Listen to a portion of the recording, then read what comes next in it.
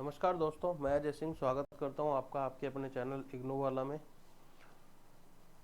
आज मैं आपको कराने वाला हूं PYQ सॉल्व कराने वाला हूं मैं आपको इसका एनालिसिस करवाने वाला हूं। आपको इसमें इंपॉर्टेंट क्वेश्चंस पता चलेंगे।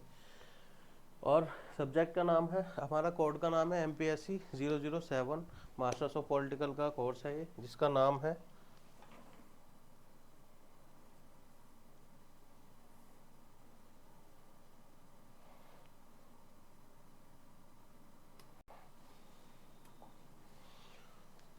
भारत में सामाजिक आंदोलन और राजनीति। इसमें आपको कुछ करो चाहे मत करो, इस सामाजिक आंदोलन पे 4, 5, 8, 10 जितने स्टार आपको लगाने हो उतने लगा लेना। इस कोड को जब भी आप पढ़ेंगे, इसके बारे में आप ढंग से पढ़ लेंगे, आपका ये समझ लीजिए 70% पेपर आपका कवर हो जाएगा। 70% क्वेश्चन इसी में से आने वाले हैं, अभी आप देखेंगे भी आगे।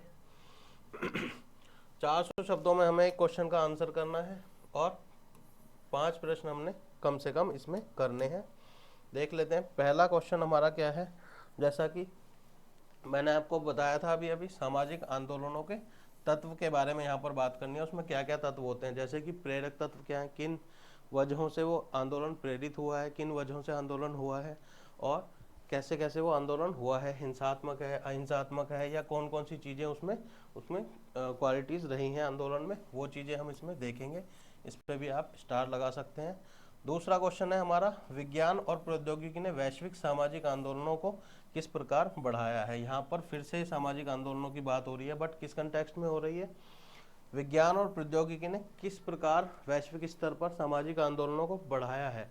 अब सामाजिक आंदोलन किस प्रकार के होने लगे हैं। अब जैसा कि हम जानते हैं, पहले क्या होता था, लोग अपना विरोध जताया करते थे, तख्ती लेकर कहीं पर बैठ जाया करते थे, या फिर कुछ किसी ऑफिस में जाकर उनका काम बाधित किया करते थे, या फिर ऑफिस के बाहर बैठ जाया करते थे, उनका काम बाधित किया करते, सड़कें जाम किया करते थे। आजकल क्या होता है, आजकल ट्विटर पे भी आंदोलन चलते हैं और सोशल मीडिया पर भी आंदोलन चलते हैं। तो वो चीज़ें इसमें हमें बतानी है। विज्ञान और प्रौद्योगिकी ने ये चीज़ों का इसमें इम्प्रूवमेंट किया है कि आजकल क्या होता है, लोग अपने घर पे बैठकर भी आंदोलन चला सकते हैं, बिना अपना नाम बताए भी आंदोलन चला सकते हैं, अपनी पहचान छुपा के सोशल मीडिया पर आंदोलन चला सकते हैं। तो ये चीज़ें हमारी क्या की हैं, विज्ञान और प्रौद्योगिकी ने वैश्विक स्तर पर ये बदलाव किया है, पूरे वर्ल्ड में ये बदलाव हमें देखने को मिलता है। तीसरा क्वेश्चन हमारा क्या है, भारतीय संदर्भ में पिछड़े वर्ग के आंदोलनों का मूल्यांकन करना है। ये भी सामाजिक आंदोलनों में आता है, पिछड़े वर्ग के जितने भी आंदोलन आते हैं सामाजिक आंदोलनों में आते हैं, वही चीज़ जो मैंने आपको स्टार्टिंग में बताई थी। और भारत के संदर्भ में हमें ये बताना है, ये आंदोलनों का मूल्यांकन करना है कि ये आंदोलन कैसे कैसे हुए, किन किन वजहों से हुए और कैसे कैसे ये आगे बढ़े हैं, और अब कैसे कैसे हो रहे हैं, अब किस संदर्भ में हो रहे हैं, किस रूप में ये आंदोलन हो रहे हैं, वो सारी चीज़ें हमें इसमें बतानी है। तो 3-4 चीज़ें भी आप लोग लिख देंगे, 50-50 वर्ड 3-4 चीज़ों में लिख देंगे, 200-250 वर्ड्स तो आपके वैसे ही हो जाते हैं, तो ये पूरा आंसर हमारा कंप्लीट हो जाएगा। क्वेश्चन नंबर 4 को देखते हैं। ये पूछ रहा है हमसे, सामाजिक आंदोलनों को समझने के लिए एक सैद्धांतिक ढांचा कितना महत्वपूर्ण है। ये पूछ रहा है, मतलब एक सैद्धांतिक ढांचा कितना महत्वपूर्ण है। सबसे पहले तो हमें इसमें पता होना चाहिए क्वेश्चन हमसे क्या पूछ रहा है। क्वेश्चन हमसे डायरेक्टली इनडायरेक्टली हमसे ये पूछ रहा है कि सामाजिक आंदोलन जो होते हैं उनका एक सिद्धांत होता है, उसको पहले हम समझेंगे। सिद्धांत के बारे में थोड़ा सा हम डेफिनेशन दे देंगे और फिर उसके सैद्धांतिक ढांचे के बारे में हम डेफिनेशन दे देंगे और उसको बता देंगे कि वो कितना महत्वपूर्ण है सामाजिक आंदोलनों को समझने के लिए। ठीक है, तो वो चीज़ हम बता सकते हैं। ये भी चीज़ आपकी वही चीज़ हो गई है, सामाजिक आंदोलनों की बात हो रही है। इस कोड में कोई भी क्वेश्चन आप देखेंगे सामाजिक आंदोलनों से डायरेक्टली इनडायरेक्टली रिलेटेड रहेगा ही, इसलिए इस कोड को पढ़ते समय सामाजिक आंदोलन बहुत अच्छे से आपको पढ़ देना है। इसको अंडरलाइन कर लो, इस पर स्टार बना लो, 8-10 जितने भी लगा सको क्योंकि ये बार बार इसी से क्वेश्चन रिलेटेड आते रहेंगे। क्वेश्चन नंबर 5 हमारा कह रहा है, सामाजिक सुधार कितने महत्वपूर्ण हैं और इन्हें प्राप्त करना मुश्किल क्यों है। ये भी एक तरह से सामाजिक आंदोलनों की बात हो गई, बट इसमें आंदोलन ना होकर सुधार की बात की जा रही है, जो सरकार अपनी तरफ से भी कर सकती है, प्रशासन अपनी तरफ से भी कर सकता है, या फिर किसी आंदोलन के बाद उसके आंदोलन के रिजल्ट के रूप में भी वो सुधार किए जा सकते हैं। तो वो चीज़ है, पहले बताना होगा हमें इसमें सामाजिक सुधार कितने इंपॉर्टेंट है, क्योंकि समाज में अभी क्या होता है, जो चीज़ें आज सही हैं वो आज से 20 साल बाद सही हो, ऐसा ज़रूरी नहीं है। और जो चीज़ें आज से 20-30 साल पहले, 10 साल पहले जो चीज़ें सही थी समाज में, आज भी वो चीज़ें सही हो, ऐसा भी ज़रूरी नहीं है। तो क्या होता है, सुधार होते रहने चाहिए। तो सबसे पहले हम इसमें क्या बताएंगे क्वेश्चन में, कि सामाजिक बुराइयां क्या क्या है। जो चीज़ें, ज़रूरी नहीं है इसमें बुराइयों की बात हो, बट समाज में क्या क्या कमियां हैं, जो 10 साल पहले वो चीज़ें सार्थक थी, आज वो चीज़ें सार्थक नहीं है आज के परिप्रेक्ष्य में, आज वो चीज़ें सही नहीं है। तो वो चीज़ें हम बताएंगे, समाज में क्या क्या कमियां हैं, और फिर उनको सुधारने के उपाय बताएंगे, या फिर ये बताएंगे कि वे कितने महत्वपूर्ण हैं, कि ताकि इन चीज़ों को हम, इन कमियों को हम सुधार सकें।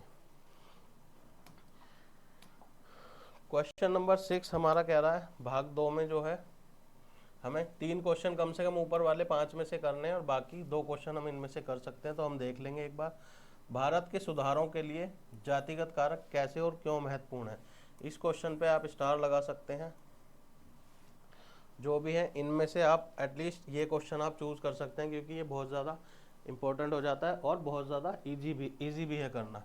भारत के सुधारों के लिए, भारत में जो भी सुधार होने हैं उसमें जातिगत कारक कैसे और क्यों महत्वपूर्ण है, इसके बारे में बताना है। इसके बारे में हम यूजुअली बता सकते हैं इजीली, जो चीज़ें हम अपने आसपास भी देखते हैं, राजनीति वगैरह में भी देखते हैं। कोई भी चीज़ जातिगत कारकों से बाहर जाती ही नहीं है इंडिया में, चाहे वो एग्ज़ाम हो, चाहे वो पॉलिटिक्स हो, चाहे वो चुनाव हो, चाहे वो नौकरी लेना हो, या कुछ भी हो, चाहे सरकारी नौकरी लेना हो या कुछ भी हो, जातिगत कारकों से बाहर वो चीज़ें नहीं जाती हैं। तो ये बताना है, सुधार जातिगत कारकों से कैसे और क्यों महत्वपूर्ण है, जातिगत कारकों के लिए किस किस तरह के सुधार होने चाहिए, किस किस तरह के सुधार यहाँ पर ज़रूरी हैं, वो चीज़ें हम इसमें बताएंगे। क्वेश्चन नंबर 7 है हमारा, भारत में उदारीकरण की बात हो रही है। उदारीकरण ने क्या किया है, सामाजिक परिवर्तनों को कैसे प्रभावित किया है। जब से उदारीकरण हुआ है 1992 से भारत में, जब से उदारीकरण को लागू किया गया, लिबरलाइजेशन को, तब से उसने सामाजिक परिवर्तनों को कैसे प्रभावित किया है, इसके बारे में हम बताएंगे। ये हमारा थोड़ा सा लेस इंपॉर्टेंट हो जाता है, इसको छोड़ भी सकते हैं। 8वां क्वेश्चन देख लेंगे, वैश्वीकरण के प्रमुख लक्षण बताएंगे। इसको आप इम्पोर्टेंट मार्क कर सकते हैं, यदि ये क्वेश्चन आता है तो। इसमें क्या होता है, ये बहुत ज़्यादा इजी होता है, इसको इम्पोर्टेंट ना करके इजी में मार्क कर लेंगे। यदि ये क्वेश्चन आता है तो मैं आपको रिकमेंड करूँगा कि इसको आप अटैम्प्ट करें। क्यों, क्योंकि वैश्वीकरण के लक्षण, ग्लोबलाइजेशन के लक्षण हमें कोई बहुत ज़्यादा पढ़ने की ज़रूरत भी नहीं होती है। आप अपने आसपास की दुनिया यदि देखते हैं आप और समझते हैं थोड़ा बहुत भी, तो इसका आंसर हम लिख सकते हैं। वैश्वीकरण के प्रमुख लक्षण क्या होते हैं,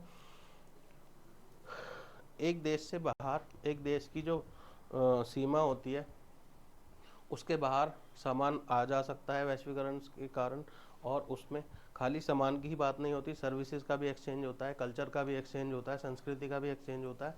तो क्या होता है, जब संस्कृति वगैरह का एक्सचेंज होता है, संस्कृति का, कल्चर का और सामानों का, तो क्या होता है, चीज़ें अपग्रेड होती हैं। हमें वहाँ की चीज़ें मिलेंगी, उन्हें हमारे यहाँ की चीज़ें मिलेंगी। तो चीज़ों का क्या होता है, मार्केट में कंपटीशन भी बढ़ता है, और मार्केट में और चीज़ें भी बढ़ती हैं जो पॉजिटिविटी लाती हैं। क्वेश्चन नंबर 9 देख लेंगे, स्वतंत्रता के पश्चात भारत में दलितों की राजनीतिक लामबंदी पर टिप्पणी कीजिए।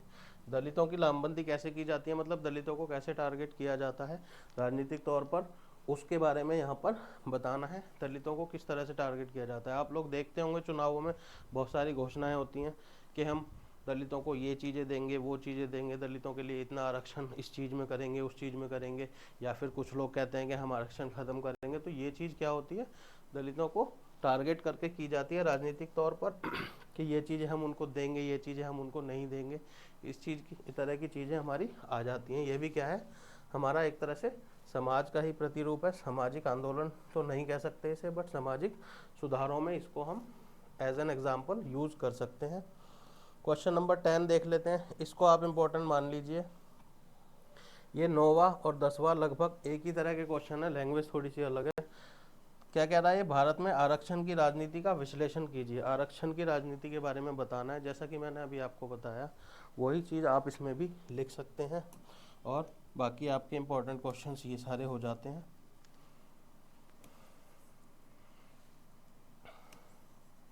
ये सारे क्वेश्चंस आपके क्या हो जाते हैं, इंपॉर्टेंट हो जाते हैं। इन सब को आप देख सकते हैं, सेम इन दोनों का आंसर मिलता जुलता हम लिख सकते हैं, थोड़े बहुत चेंजेस होंगे वो आपको कंसेप्ट क्लास में बता दिए जाएंगे। आज की क्लास यहीं तक, धन्यवाद।